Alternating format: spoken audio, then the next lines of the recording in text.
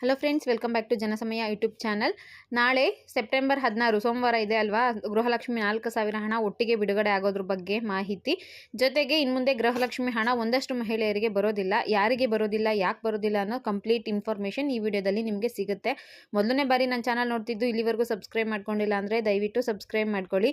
ಮೊದಲಿಗೆ ಗೃಹಲಕ್ಷ್ಮಿ ಹಣ ಒಂದಷ್ಟು ಮಹಿಳೆಯರಿಗೆ ಕ್ಯಾನ್ಸಲ್ ಆಗಿದೆ, ಅದ್ರ ಬಗ್ಗೆ ಮಾಹಿತಿನ ತಿಳಿಸ್ಕೊಡ್ತಾ ಇದ್ದೀನಿ. ಇನ್ನು ಗೃಹಲಕ್ಷ್ಮಿ ಸರ್ಕಾರದ ಒಂದು ಮಹತ್ತರ ಯೋಜನೆ ಆಗಿತ್ತು. ಮಹಿಳೆಯರಿಗೆ ಆರ್ಥಿಕ ಸಬಲೀಕರಣಕ್ಕೋಸ್ಕರನೇ ಜಾರಿಗೆ ತಂದಿದ್ದೀವಿ ಅಂತ ಕೂಡ ಹೇಳ್ತಾ ಇದ್ರು.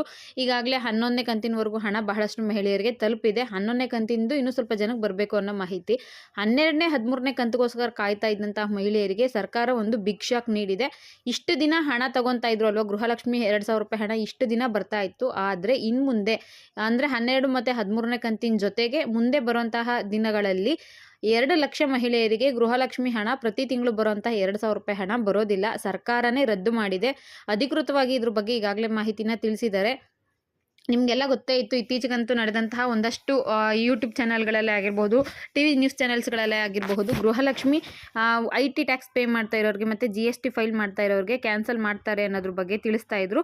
ಆದರೆ ನಮ್ಮ ಮಹಿಳಾ ಮತ್ತು ಮಕ್ಕಳ ಕಲ್ಯಾಣ ಇಲಾಖೆಯ ಸಚಿವೆಯಾದಂತಹ ಲಕ್ಷ್ಮೀ ಹೆಬ್ಬಾಳ್ಕರ್ ಮೇಡಮ್ ಅವರು, ನಾವು ಯಾರ್ದು ಕೂಡ ಕ್ಯಾನ್ಸಲ್ ಮಾಡ್ತಾ ಇಲ್ಲ, ಯಾರು IT ಟ್ಯಾಕ್ಸ್ ಪೇ ಮಾಡ್ತಾ ಇರ್ತಾರೆ ಅಥವಾ GST ಫೈಲ್ ಮಾಡ್ತಾರೆ ಅಂಥವ್ರದ್ದು ಅಪ್ಲೈ ಮಾಡಬೇಕಾದ್ರೆ ತಗೊಳ್ಳೋದಿಲ್ಲ, ಈಗ ಯಾರ್ದು ಕ್ಯಾನ್ಸಲ್ ಮಾಡೋದಿಲ್ಲ ಅನ್ನೋ ಮಾಹಿತಿ ತಿಳಿಸಿದ್ರು. ಆದರೆ ಈಗ ಹೊಸ ಮಾಹಿತಿ ಸಿಕ್ಕಿದೆ. ಸುಮಾರು 2 ಲಕ್ಷ ಮಹಿಳೆಯರು ಯಾರಿದ್ದಾರೆ IT ಟ್ಯಾಕ್ಸ್ ಪೇ ಮಾಡೋರು, ಜೊತೆಗೆ GST ಫೈಲ್ ಮಾಡ್ತಾರಲ್ಲ ಅಂತಹ ಮಹಿಳೆಯರಿಗೆ ಗೃಹಲಕ್ಷ್ಮಿ ಹಣ ಕ್ಯಾನ್ಸಲ್ ಆಗಿದೆಯಂತೆ. ಇನ್ನು ಮುಂದೆ ಅವರಿಗೆ ಹಣ ಬರೋದಿಲ್ಲ.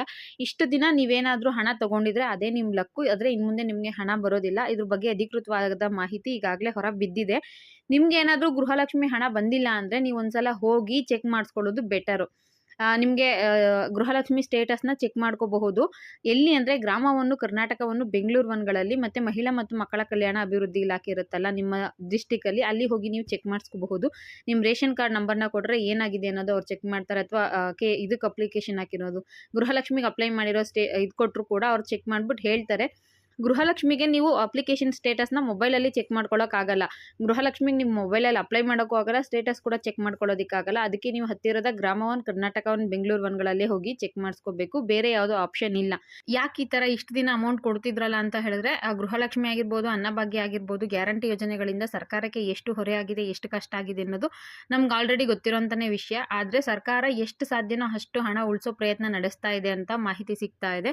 ಹಾಗಾಗಿ ಒಂದಷ್ಟು BPL ರೇಷನ್ ಕಾರ್ಡ್ಗಳನ್ನ ರದ್ದು ಮಾಡ್ತಾ ಇದೆ. ಅದರಿಂದ ಅನ್ನಭಾಗ್ಯ ಯೋಜನೆ ಅಡಿಯಲ್ಲಿ ಅವ್ರಿಗೆ ಸಿಗುವಂಥ ಹಣನ ಉಳಿಸಬಹುದು. ಇನ್ನು ಗೃಹಲಕ್ಷ್ಮಿ ವಿಚಾರವಾಗಿ 2 ಲಕ್ಷ ಮಹಿಳೆಯರಿಗೆ ಕ್ಯಾನ್ಸಲ್ ಮಾಡ್ತು ಅಂದರೆ ಸುಮಾರು ಎಷ್ಟು ಕೋಟಿ ಹಣ ಅವ್ರಿಗೆ ಪ್ರತಿ ತಿಂಗಳು ಉಳಿಬಹುದು ಅಂತ ನಾವೇ ಲೆಕ್ಕ ಹಾಕಬಹುದು. ಇನ್ನೊಂದು ಅರ್ಥದಲ್ಲಿ ಗೃಹಲಕ್ಷ್ಮಿ ಆಗಿರಬಹುದು, ಅನ್ನಭಾಗ್ಯ ಯೋಜನೆ ಆಗಿರಬಹುದು, ಉಳ್ಳವರ ಪಾಲಿಗೂ ಕೂಡ ಹೋಗ್ತಾ ಇರೋದ್ರಿಂದ ಇದ್ರ ಬಗ್ಗೆ ಸರ್ಕಾರ ಸ್ವಲ್ಪ ಗಮನ ಹರಿಸಿ ಈಗ ಸ್ಟ್ರಿಕ್ಟ್ ಡಿಸಿಷನ್ ತಗೊಂಡು ಒಂದಷ್ಟು ಮಹಿಳೆಯರಿಗೆ ಹಣ ಬರೋದನ್ನ ಕ್ಯಾನ್ಸಲ್ ಮಾಡ್ತಾ ಇದೆ. ಏನೇ ಇರಲಿ, ಗೃಹಲಕ್ಷ್ಮಿ ಆಗಿರ್ಬೋದು, ಅನ್ನಭಾಗ್ಯ ಯೋಜನೆ ಆಗಿರಬಹುದು, ಯಾರಿಗೆ ಅವಶ್ಯಕತೆ ಇರುತ್ತೋ ಅಂತಹ ಮಹಿಳೆಯರಿಗೆ ತಲುಪಿದ್ರೆ ಖುಷಿ. ಒಂದಷ್ಟು ಮಹಿಳೆಯರು ಶ್ರೀಮಂತರಾಗಿದ್ರು ಕೂಡ ಇದ್ರ ಲಾಭ ಪಡ್ಕೊತಾ ಇದ್ರಲ್ವಾ, ಅದರಿಂದ ಅವರಿಗೆ ಕ್ಯಾನ್ಸಲ್ ಮಾಡ್ತಿದ್ದಾರೆ. ನಿಮ್ಮದು ಏನಾದರೂ ಡೌಟ್ ಇತ್ತು ಅಂದರೆ ನೀವು ಹೋಗಿ ಗ್ರಾಮ ಒನ್, ಕರ್ನಾಟಕ ಒನ್, ಬೆಂಗಳೂರು ಒನ್ಗಳಲ್ಲಿ ಚೆಕ್ ಮಾಡ್ಕೋಬಹುದು, ನಿಮ್ಗೇನಾದರೂ ಅಮೌಂಟ್ ಬಂದಿಲ್ಲ ಅಂದರೆ. ಇನ್ನು ನಾಳೆ ಅಮೌಂಟ್ ಬರೋದ್ರ ಬಗ್ಗೆ ಮಾಹಿತಿ ತಿಳಿಸೋದಾದರೆ, ಗೃಹಲಕ್ಷ್ಮಿ 12 ಮತ್ತು 13ನೇ ಕಂತಿನ ಹಣ 4,000 ಒಟ್ಟಿಗೆ ಬಿಡುಗಡೆ ಮಾಡ್ತೀವಿ ಅಂತ ಲಕ್ಷ್ಮೀ ಹೆಬ್ಬಾಳ್ಕರ್ ಮೇಡಮ್ ಅವರು ಹೇಳಿದರು. ಪ್ರತಿ ವಾರ ಪ್ರತಿದಿನ ನೋಡ್ತಾನೆ ಇರ್ತೀವಿ, ಇವತ್ತು ಈ ಜಿಲ್ಲೆಗಳಿಗೆ ಹಣ, ನಾಳೆ ಈ ಜಿಲ್ಲೆಗಳಿಗೆ ಹಣ ಅಂತ. ಇನ್ನು ಸೆಪ್ಟೆಂಬರ್ 16 ನಾಳೆ ಸೋಮವಾರ, ನಾಳೆ ಹಣ ಬಿಡುಗಡೆ ಆಗಬಹುದು ಅನ್ನೋ ಮಾಹಿತಿ ಕೂಡ ಒಂದಷ್ಟು ಕಡೆ ಓಡಾಡ್ತಾ ಇದೆ. ಆದರೆ ನೋಡಿ, ನಾಳೆ ಸೆಪ್ಟೆಂಬರ್ 16ನೇ ತಾರೀಕು ಸೋಮವಾರ ಇದ್ರೂ ಕೂಡ ಬ್ಯಾಂಕ್ ರಜಾ ದಿನ. ಹೇಗೆ ಅಂದರೆ ಈದ್ ಮಿಲಾದ್ ಹಬ್ಬ ಇರೋದ್ರಿಂದ ವರ್ಕಿಂಗ್ ಡೇ ಇರೋದಿಲ್ಲ, ನಾಳೆ ಹಾಲಿಡೇ ಇರುತ್ತೆ. ಗೃಹಲಕ್ಷ್ಮಿ ಹಣ ನಾಳೆ ರಿಲೀಸ್ ಆಗೋದ್ರ ಬಗ್ಗೆ ಯಾವುದೇ ಮಾಹಿತಿ ಸಿಕ್ಕಿಲ್ಲ. ನಾಳೆ ರಿಲೀಸ್ ಆಗೋದು ಡೌಟು.